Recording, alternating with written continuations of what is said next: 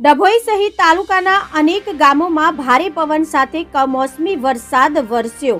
કમોસમી વરસાદના કારણે તૈયાર થયેલા પાકોને ભારે નુકસાન થયું. ડભોઈ તાલુકામાં કમોસમી વરસાદ અને વાવાઝોડાના કારણે કેટલાક વિસ્તારોમાં ધૂળની ડમરીઓ ઉડી અને લોકોના છાપરા ઉડ્યા.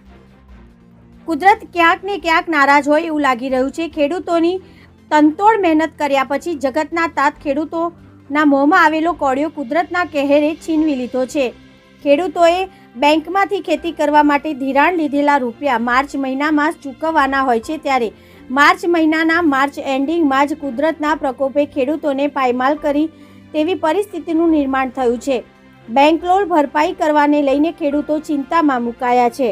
હવામાન વિભાગની આગાહી તેમજ આગાહીકાર અંબાલાલ પટેલની આગાહીને લઈને ખેડૂતો ચિંતિત થયા.